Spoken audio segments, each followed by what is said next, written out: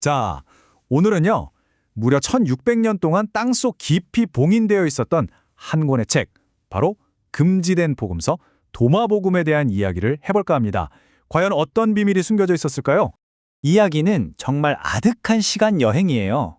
시작은 서기 367년, 이집트의 뜨거운 사막 어딘가에 한 문서가 묻히면서부터고요. 그 끝은 2차 세계대전이 막 끝난 1945년입니다.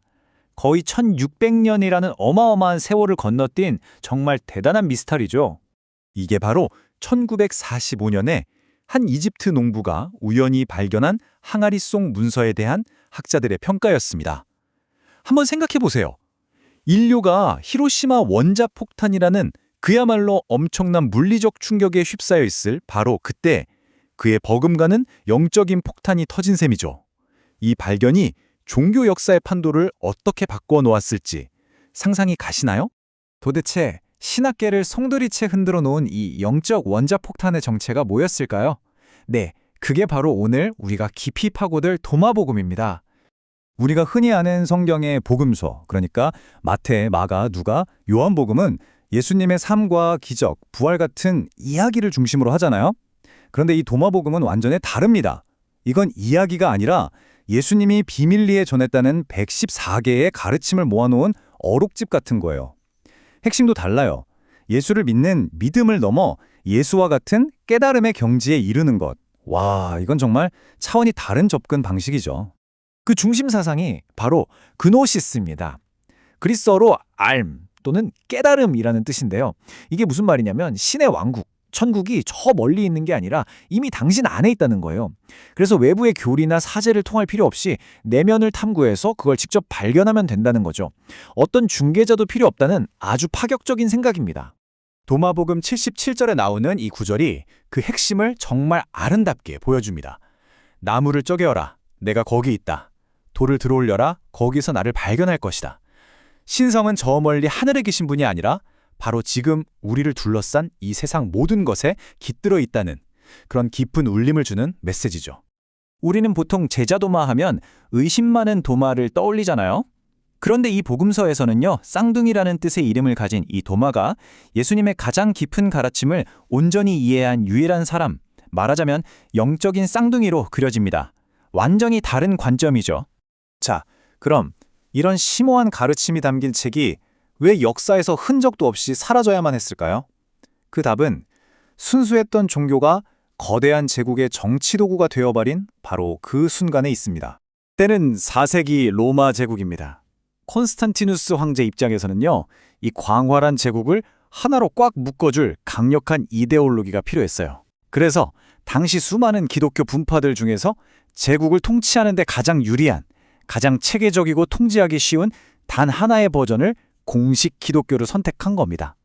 이건 신학적인 결정이라기보다는 아주 냉철한 정치적 계산이었던 거죠. 그리고 그 결정판이 바로 서기 325년의 니케아 공회회의였습니다.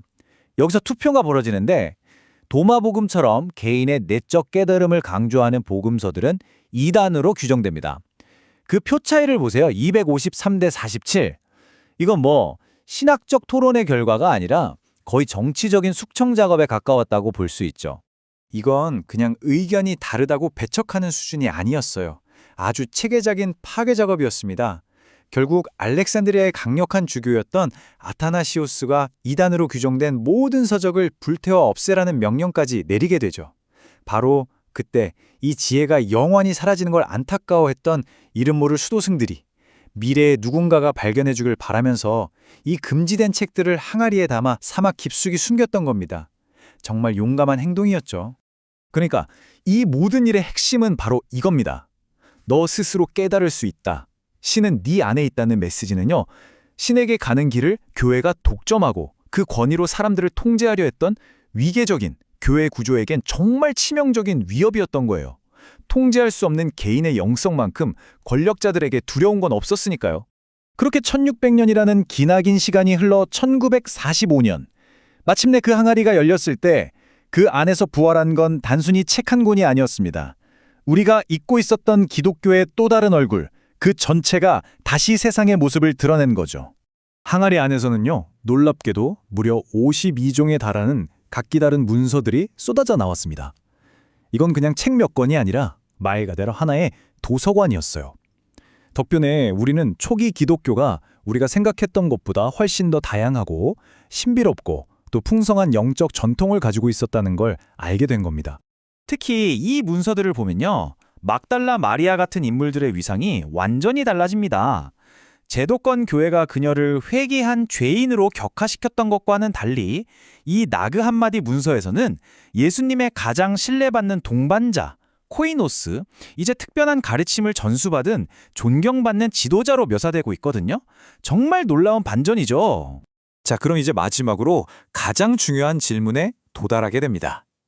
대체 왜 이 2000년이나 된 낡은 메시지가 하필이면 지금 우리 시대에 다시 발견돼서 이렇게까지 큰 울림을 주는 걸까요? 여기에 정말 흥미로운 지점이 있습니다. 바로 타이밍의 문제인데요. 한번 보세요. 최근 20년 동안 교회나 절 같은 제도권 종교를 떠나서 개인적으로 영성을 추구하는 사람들이 무려 340%나 급증했다는 통계가 있습니다. 이건 마치 현대인들이 도마복음이 그토록 강조했던 내면의 깨달음을 갈망하고 있었다는 증거처럼 보이지 않나요? 그래서 어떤 학자들은 이렇게 질문을 던집니다. 이 모든 것이 과연 단순한 우연일까? 아니면 인류가 마침내 이 깊고 개인적인 진리를 받아들일 만큼 영적으로 성숙해졌을 때 마치 신의 섭리처럼, 약속처럼 이 진리가 스스로 모습을 드러낸 것은 아닐까 하고 말이죠. 내 입에서 마시는 자는 나처럼 될 것이요, 나 또한 그가 될 것이다. 이 구절을 처음 들으면 좀 오만하게 들릴 수도 있지만 그런 뜻이 아닙니다.